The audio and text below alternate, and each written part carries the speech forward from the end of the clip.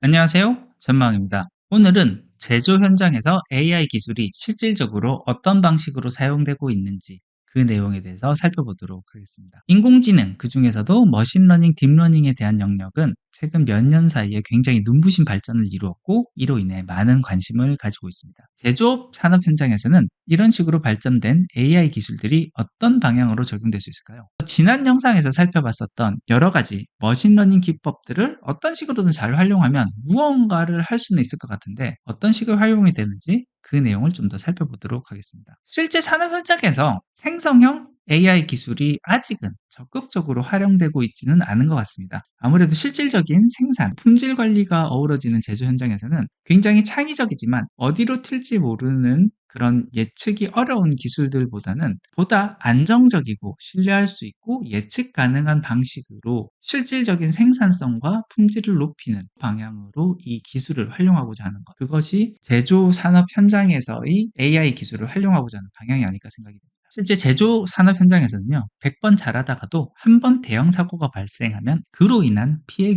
규모가 워낙 크기 때문에 새로운 기술을 도입할 때는 항상 신중하게 접근할 수밖에 없는 것이 사실입니다. 그렇다고 언제까지 선진 기술이 도입되지 않는 것은 아니고 조금씩 품질과 평가 부분에는 업무를 보조하는 역할로 많은 AI 기술, 선진 기술들이 도입되고 있습니다.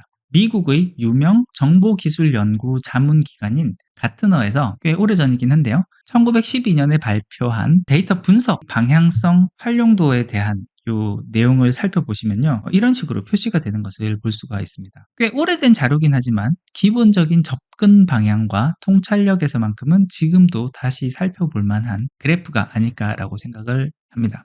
이 그래프에서 표시된 이 네 단계의 영역은요. 다시 한번 요 좌측과 우측의 두 개의 영역으로 나누어서 생각해 볼 수 있겠습니다. 이 좌측의 영역은 여기 나와 있는 질문도 모두 과거형으로 표시가 되어 있습니다. 왜 생겼는지에 대한 분석을 하는 영역이라고 보시면 되겠고요. 우측에 있는 이 두 영역은요. 미래에 대한 내용이 들어가 있습니다. 예측을 하고 대비를 하는 부분에 대한 것이 이 우측의 영역에 있다라고 보시면 좋을 것 같습니다. 이 중에서 특히 우리가 흔히 이야기하는 머신러닝, 딥러닝과 같은 이 모델링 기법은요. 아무래도 미래를 예측하는 쪽, 우측에 해당하는 쪽 영역으로 활용이 된다라고 보면 좋을 것 같습니다. 모델링을 통해서 제조 환경의 여러 가지 변수를 조합하여 최적의 운전 조건을 찾고 운전 조건으로 생산이 지속적으로 우수한 품질로 유지될 수 있게 관리하는 것. 그곳에 바로 머신러닝과 딥러닝의 기법들이 많이 활용되고 있다고 보시면 좋겠습니다. 이와 같은 모델링은요, 예전 영상에서 다루었던 아이리스 데이터에서의 종류를 구별하는 모델, 타이타닉 데이터에서 생존자를 예측하는 모델과 유사한 형태로 활용이 된다고 보면 좋을 것 같아요.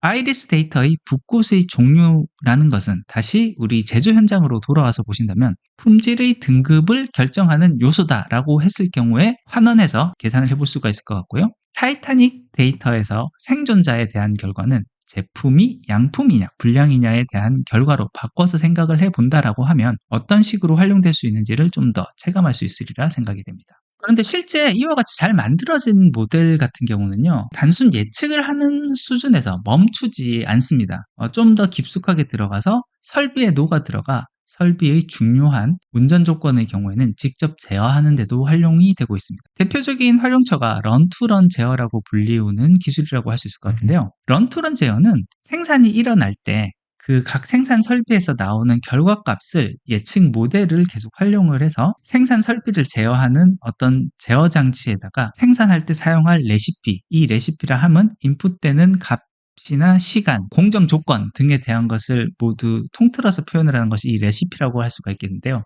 이 레시피를 바꾸어서 조금씩 바꾸어서 생산을 지속하게끔 하는 이 제어가 런투런 제어라고 보시면 좋겠습니다. 간단히 도식화한 이미지가 이 이미지라고 보시면 좋을 것 같고요. 머신러닝, 딥러닝 기법이 적극적으로 활용될 수 있는 영역이 모델을 예측하는 예측 모델의 영역이라고 보실 수가 있겠습니다. 머신러닝과 딥러닝이 활용되기 이전에는 각 설비의 특징을 반영한 굉장히 정교한 모델식을 기반으로 해서 운영이 되었었는데요. 실제 그와 같은 모델식을 세운다라고 했을 때 우리가 이 생산 설비의 모든 것을 알지 못하기 때문에 항상 오차도 발생을 하고 모델을 세우는 것이 불가능한 경우도 많았지만, 수많은 데이터를 통해서 컴퓨터가 직접 모델을 찾아내는 머신러닝, 딥러닝의 기법들이 적극적으로 활용이 되면서 이 예측 모델의 영역에 머신러닝, 딥러닝을 활용하는 움직임이 많이 나오고 있습니다.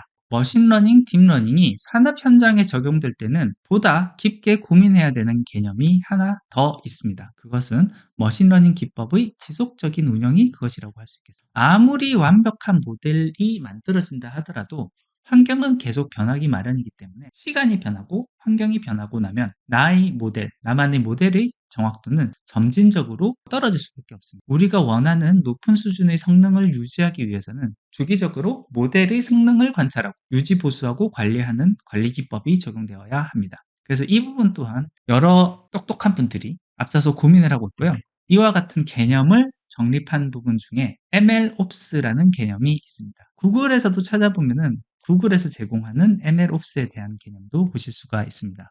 이 MLOps라고 하는 거는요, 머신러닝을 뜻하는 ML과 소프트웨어 분야에서 지속적인 개발 관리를 뜻하는 DevOps라는 데서 따온 Ops, 그래서 이 두 가지를 합쳐서 MLOps라는 이름으로 부르고 있습니다. 구글 MLOps에서 보시면 이와 같은 프로세스 플로우를 제안을 하고 있습니다. 여러 가지 꽤 복잡한 형태의 플로우를 보여주고 있는데요. 핵심은 머신러닝으로 만든 이 모델이 지속적인 성능을 낼 수 있게끔 계속적으로 관찰하다가 이 성능이 떨어지는 포인트가 나오면은 다시 모델을 재정립한다라는 개념이 핵심이라고 보시면 좋겠습니다. 크게 두 개의 사이클이 있는 것을 볼 수가 있습니다. 그 중에 1번 사이클 같은 경우는요, 기본의 틀이 되는 모델링의 기법, 모델링 형태는 변경하지 않고, 그러니까 예를 들어서 여기 딥러닝 기법이 사용됐다, 아니면 랜덤 포레스트 기법이 사용됐다라는 어떤 식의 기법이 사용됐다라는 항목, 그리고 거기에 사용되는 변수 값들이 어떤 값들을 쓴다라는 것들이 변화하지 않은 상태에서 새롭게 추가된 데이터들을 넣고 다시 학습을 시켜서 모델 내부 파라미터들을 바꾸는